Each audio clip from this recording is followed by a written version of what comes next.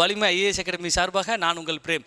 நம்ம வலிமை ஐஏஎஸ் அகாடமியில் பார்த்தீங்கன்னா 2023-24 டிஎன்பிஎஸ்சி குரூப் 4 எக்ஸாமை கால்ஃபார் பண்ண போகிறாங்க. ஜனவரி 2024 குரூப் 4 எக்ஸாமுக்கான நோட்டிஃபிகேஷன் வரப்போகுது. ஜூன் 2024 இதற்கான தேர்வு நடைபெற போகுது. சரிங்களா? ஸோ எவ்வளோ சார் வேகன்சி சொல்லியிருக்காங்கன்னா, ஆனுவல் பிளானரில் வேகன்சி இது வரைக்கும் சொல்ல, நமக்கு வந்த தகவலின்படி 10,000க்கும் மேற்பட்ட காலி பணியிடங்களோடு இந்த டிஎன்பிஎஸ்சி குரூப் 4 எக்ஸாம் வரப்போகுது.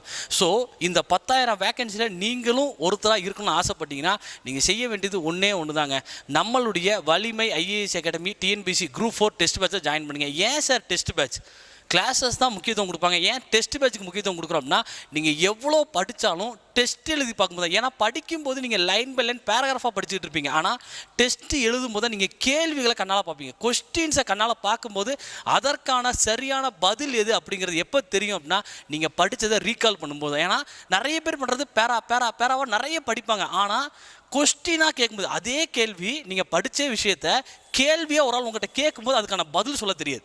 இப்போது நான் உங்கள்கிட்ட ஒரு கேள்வி கேட்குறேன். ஆர்டிகல் 21A எதை பற்றி பேசுதுன்னா, ஆர்டிகல் 12லேருந்து 35 வரைக்கும் எல்லோரும் வரிசையாக சொல்லுவாங்க. ஆனால் நடுவில் இருந்து ஆர்டிகல் 21A எதை பற்றி பேசுதுன்னு கேட்டால் ஒரு சில பேர் யோசிப்பாங்க. அப்படி யோசிக்கிறீங்களா? நீங்கள் தான் டெஸ்ட் பேட்சை ஜாயின் பண்ணணும். உங்களுக்காகவே டெஸ்ட் பேட்சை சயின்டிஃபிக் மூலம் நம்ம வடிவமைச்சிருக்கோம்.